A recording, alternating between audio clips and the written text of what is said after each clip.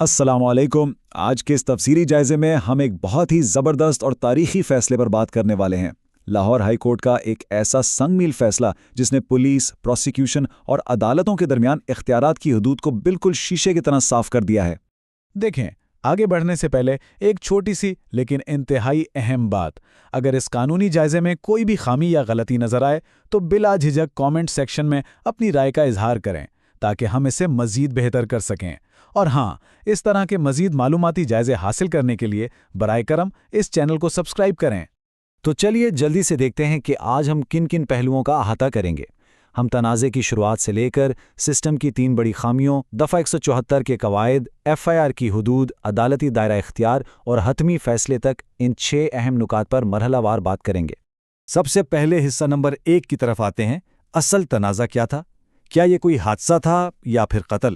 یہاں ایک بڑا دلچسپ لیکن افسوسناک تضاد نظر آتا ہے۔ ذرا تصور کریں، ایک باپ رو رو کر کہہ رہا ہے کہ اس کے بیٹے کو تیز دھار آلے سے قتل کیا گیا ہے، یعنی سیدھا سیدھا دفعہ 302 کا کیس۔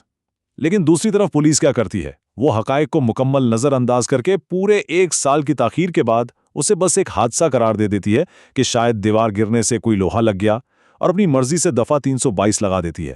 اصل کہانی اور تنازع یہیں سے شروع ہوتا ہے۔ اب بڑھتے ہیں حصہ نمبر 2 کی جانب، جو ہے نظام کی 3 بڑی بنیادی خامیاں۔ یہ محض ایک متنازع FIR کا مسئلہ نہیں تھا، بلکہ اس نے پورے سسٹم کا پول کھول کر رکھ دیا۔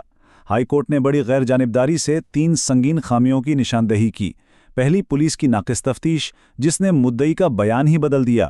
دوسری، پروسیکیوشن کی غفلت جس نے اس غلطی کو پکڑا ہی نہیں اور درست دفعہ شامل کرنے کی ہدایت نہیں دی۔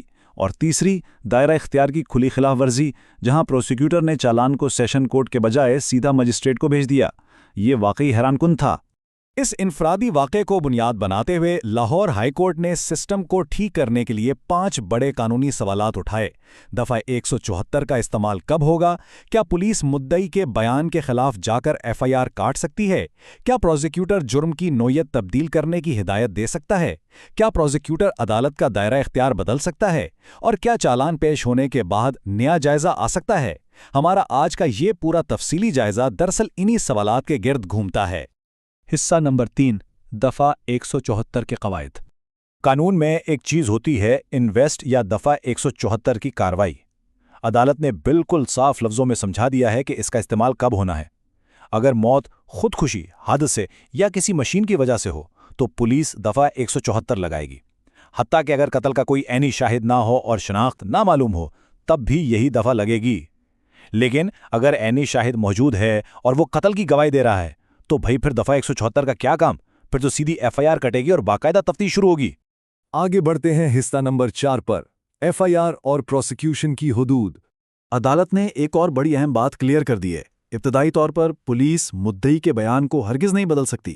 مدعی کے بیان کا ایک خاص تقدس ہے۔ اگر وہ کہہ رہا ہے کہ یہ قتل عمد یعنی دفعہ 302 کا کیس ہے تو FIR ہو بہو اسی کے مطابق درج ہوگی۔ ہاں، بعد میں تفتیشی افسر کو یہ اختیار ضرور ہے کہ وہ دوران تفتیش شواہد کی روشنی میں دفعہ 322 تجویز کر دے، لیکن شروعات میں بیان بدلنے کا حق کسی کے پاس نہیں ہے۔ پروسیکیوٹرز کے ضابطۂ اخلاق کا پیرا 4.18 ذرا غور سے سنیے گا۔ لکھا ہے، پروسیکیوٹر کبھی بھی پولیس کو شواہد تبدیل کرنے کی ہدایت نہیں دے سکتا اور نہ ہی کسی نتیجے کو تبدیل کرنے کا حکم دے سکتا ہے۔ یہ ایک بہت واضح لکیر ہے کہ پروسیکیوشن کا کام صرف نگرانی کرنا ہے، ڈکٹیٹ کرنا نہیں۔ اور ہاں، اس سے پہلے کہ ہم مزید گہرائی میں جائیں، اس طرح کے مزید معلوماتی جائزے حاصل کرنے کے لیے براہ کرم اس چینل کو سبسکرائب کریں۔ اب دیکھیے، پروسیکیوٹر محض کوئی پوسٹ آفس تو ہے نہیں کہ فائل پکڑی اور آگے سرکا دی۔ CPS ایکٹ ان پر فرض عائد کرتا ہے کہ وہ FIR کو باریک بینی سے دیکھیں اور خامیاں دور کرنے کا مشورہ دیں۔ قانون کے تحت یہ ایک مستقل عمل ہے۔ اگر عدالت کی طرف سے کوئی قانونی ہدایت آئے تو بھی پروسیکیوٹر اپنی رائے پر نظر ثانی کر کے نیا جائزہ دے سکتا ہے۔ لیکن یاد رکھنے کی بات یہ ہے کہ وہ صرف مشورہ دے سکتے ہیں، تفتیش کے نتائج خود سے گھڑ نہیں سکتے۔ اب چلتے ہیں حصہ نمبر 5 کی جانب، عدالتی دائرہ اختیار کا تعین۔ یہ وہ حصہ ہے جسے عدالت نے سب سے سنگین خلاف ورزی قرار دیا۔ تو سب سے اہم نکتہ یہاں یہ ہے کہ پروسیکیوٹر کسی بھی صورت عدالت کا دائرہ اختیار نہیں بدل سکتا۔ اگر FIR کے مندرجات میں دفعہ 302 کا ذکر ہے تو کیس لازمی طور پر سیشن کورٹ ہی جائے گا، کیونکہ یہ اختیار صرف سیشن کورٹ کا ہے۔ चाहे पुलिस की हतमी राय ये हो कि ये दफ़ा 322 का केस है, प्रोसिक्यूटर अपनी राय की बुनियाद पर इस चालान को सेशन कोर्ट की बजाय मैजिस्ट्रेट को नहीं बेच सकता। ये एक सरासर गैर कानूनी कदम था। क्योंकि हतमी इख्तियार सिर्फ और सिर्फ ट्रायल कोर्ट यानी सेशन कोर्ट का है। अगर जुर्म की नौयत में कोई शक हो तो मुतबादिल चार्ज फ्रेम करने की पावर भी सेशन कोर्ट की है। और फर्ज करें कि ट्रायल के बाद सबूत दफ़ा 302 की बजाय 322 को साबित करते हैं, तो सेशन कोर्ट अपना दायरा इख्तियार कम किए बगैर मुजरम को दफ़ा 322 की सज़ा सुना सकती है। सारा दायरा इख्तियार अदालत का है, किसी और का नहीं। जरा इस टेबल को देखें और बात को आसान करके समझते हैं। इन तीनों महकमों की हदूद बिल्कुल वाज़ेह हैं।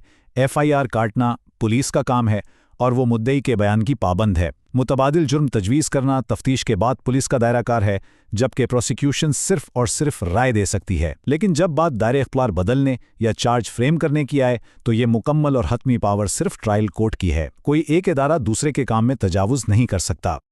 और ये पूरी सूरत-ए-हाल बड़ी खूबसूरती से ये बताती है कि तफ्तीश, प्रोसिक्यूशन और अदालती निगरानी कोई अलग अलग जजीरे नहीं है। ये सब मिलकर एक ज़बरदस्त और मुतहर्रिक साइकिल बनाते हैं जो एक दूसरे की गलतियां सुधारता है। पुलिस सबूत लाती है, प्रोसिक्यूशन कानूनी पहलू देखकर रहनुमाई करती है और फिर अदालत अपना दायरा इख्तियार बरकरार रखते हुए हतमी फैसला सुनाती है। ये वाकई एक बेहतरीन तवाज़न का निज़ाम है। और अब हमारा आखिरी हिस्सा नंबर 6, फैसला और एहतसाब। इन सारी तफसीली बातों के बाद आखिरकार अदालत ने इस मखसूस केस के मुल्जिम का क्या फैसला किया। अदालत ने मुल्जिम की गिरफ्तारी से पहले की जमानत मंजूर कर ली। वजूहात बड़ी सीधी थीं। एक तो कोई बराह रास्त सबूत नहीं था, दूसरा जिस दफ़ा 322 की बात हो रही थी उसमें कैद की सज़ा मुकर्रर नहीं, और सबसे बढ़कर ये केस मेरिट पर मज़ीद इंक्वायरी की कैटेगरी में आता था। लेकिन अदालत ने सिर्फ जमानत देकर बात खत्म नहीं की, पूरे निज़ाम की इस्लाह और एहतसाब के लिए बड़े कड़े अहकामात दिए। पुलिस की दानिस्ता गफलत पर पुलिस ऑर्डर 2002 के तहत सख्त तादीबी कार्रवाई का इशारा दिया और प्रोसिक्यूटर्स में इल्म की कमी को दूर करने के लिए प्रोसिक्यूटर जनरल पंजाब को गाइडलाइंस जारी करने और लाजमी ट्रेनिंग मॉड्यूल्स शुरू करने का हुक्म दिया ताकि ऐसी गलतियां दोबारा ना हों। अगर हम इस पूरे कानूनी जायजे का निचोड़ निकालें तो ये 5 सुनहरी उसूल मिलते हैं। पहला, FIR हर सूरत मुद्दई के बयान के मुताबिक होगी। दूसरा, प्रोसिक्यूटर सिर्फ कानूनी रहनुमाई देगा, तफ्तीश पर हावी नहीं होगा। तीसरा, दायरा इख्तियार को छेड़ना सिर्फ अदालत का काम है। चौथा, पूरा निज़ाम एक दूसरे की खामियों पर कड़ी नज़र रखेगा। और पांचवा, जहां बराह रास्त शवाहिद कमज़ोर हों वहां मुल्जिम को मज़ीद इंक्वायरी का फ़ायदा मिलता है। ये वो कानूनी नज़ायर हैं जो हर कानून जानने वाले को याद रखने चाहिए। ये फैसला हमें एक बहुत गहरे सवाल पर लाकर खड़ा कर देता है। क्या वाकई हमारे निज़ाम इंसाफ में इख्तियारात का दुरुस्त तवाज़न कायम है, या ये आपस में उलझती हुई हुदूद अगर ठीक से ना समझी जाएं तो मज़ीद खामियों को दावत देती हैं? ये वो सवाल है जिस पर हमें ज़रूर सोचना चाहिए।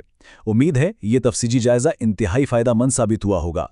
इस तरह के मज़ीद मालूमाती जायज़े हासिल करने के लिए बराए करम इस चैनल को सब्सक्राइब करें। देखने का बहुत शुक्रिया।